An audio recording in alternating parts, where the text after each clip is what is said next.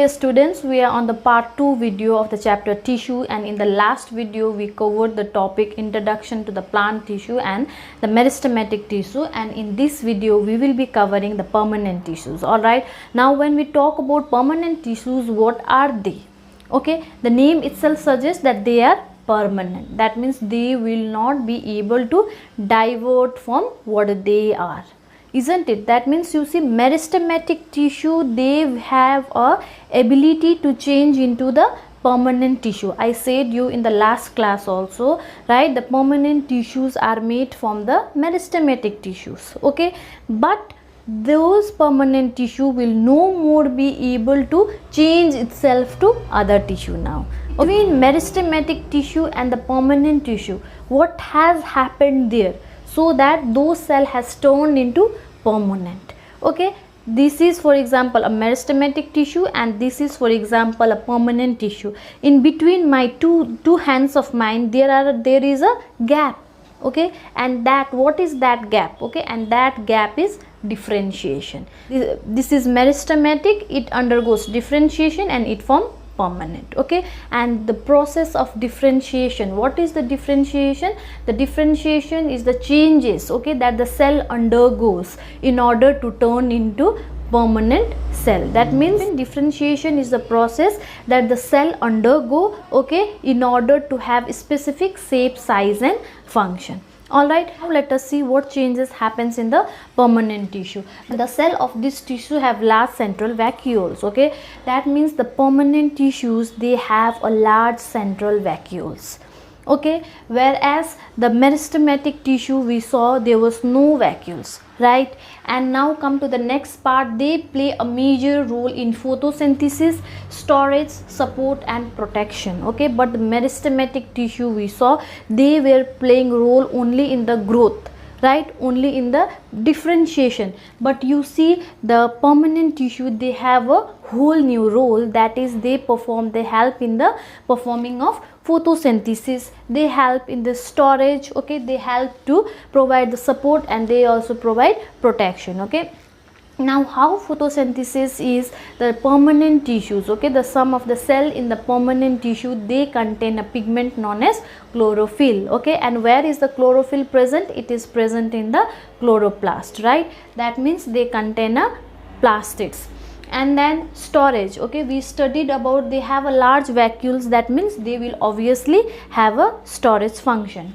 And then support and protection, and in some cases we will be studying later that they also help the plant to provide support and strength, okay, and also they also provide the protection. Now coming to the part here, you see meristematic tissue, they undergo differentiation and they form a permanent tissue, okay. You see the features of meristematic tissue, there is no definite shape, size, function and they are actively dividing, okay. But here they have definite shape, they have definite size, definite function and they are non-dividing, okay.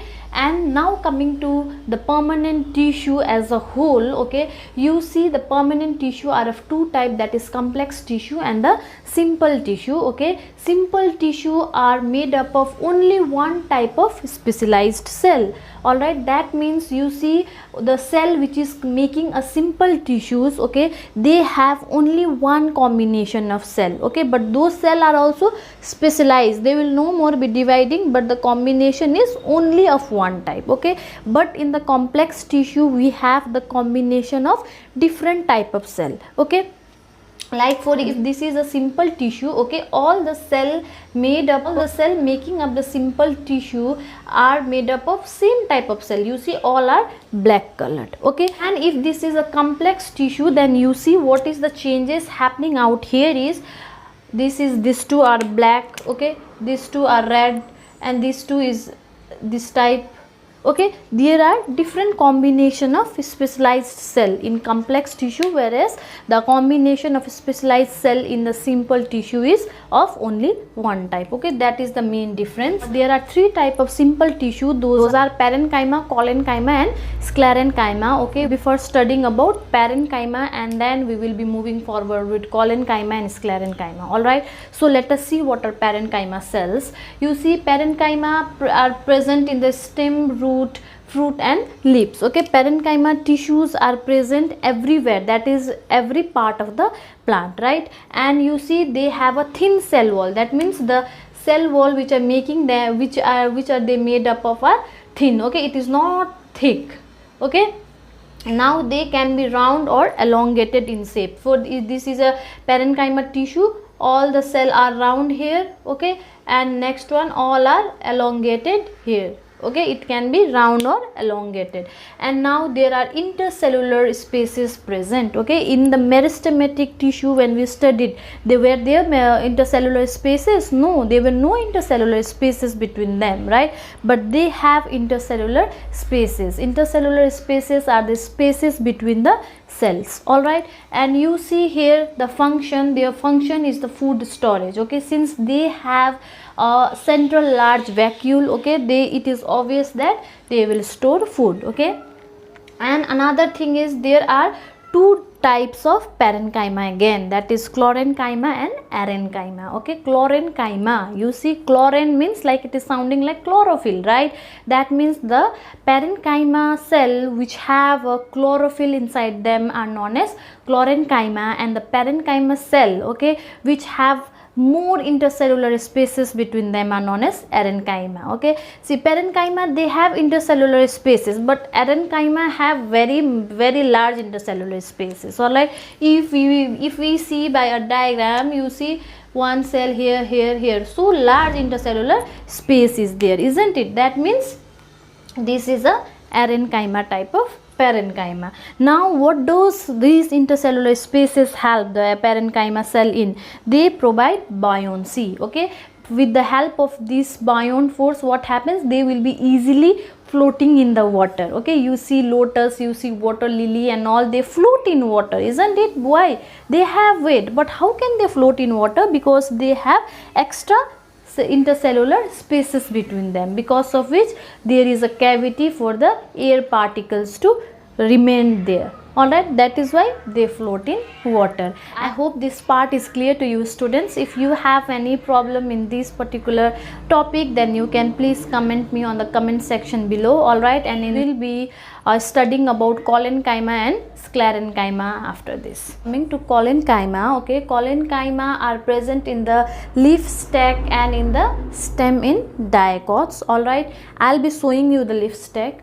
Cell type, it is elongated with irregular thickening at the corner. Okay, the cell you see, it is elongated with the irregular thickening at the corner. That elongated means it is long, it is not round exactly. Okay, you can see it is not exactly round. All right, and you see very little intercellular spaces. The spaces between the cell are very less. Okay, you see there are very less spaces between the cell, right? Now coming to the function, see it provide mechanical strength, flexibility and allow bending. Okay, I'll be showing you with the example of one stack of the leaf. Okay, see this is a leaf. All right, and this part, okay, it is a stack. All right, it provide flexibility, it has been said, right? And the collenchyma is present here. Now you see I'm bending this, but this is not breaking, right? That means it is flexible and it has strength too, right? That means collenchyma, it provides strength and also flexibility. Okay, and another thing is it allows bending. Okay, for example, the example are climbers, stack and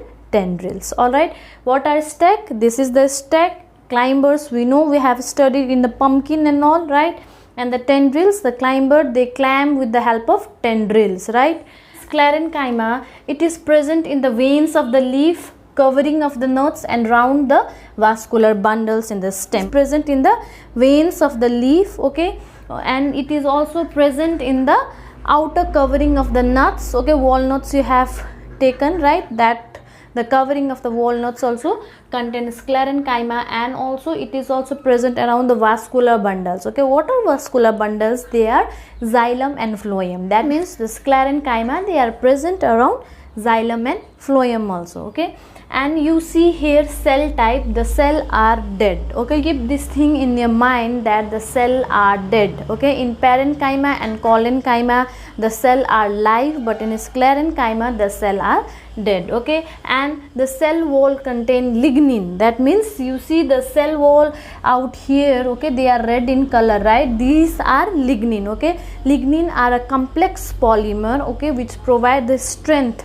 to plant. All right, no cell cavity when thick wall is present. When this wall is very thick, there is no cavity for the cell, means there is no cavity. These vacuoles will be absent when this wall is extra thick. Okay, and then intercellular spaces are absent. That means the spaces between the cell are absent. Here there was little, but here it is absent. Okay, and the function, it provides strength and protection again. Okay, I told you it is present in the wood part. Okay, we have seen the wood, right? The trees, the tall trees, they are very strong, and the bark are very strong. It is present in the bark or woody part of the tree. Okay, that means it provides protection as well as strength. Okay, and then for example, the husk of coconut, this thing has been given in your book. The husk of the coconut also contain sclerenchyma. Okay, if you liked my video, please do subscribe and share my channel. Thank you, students.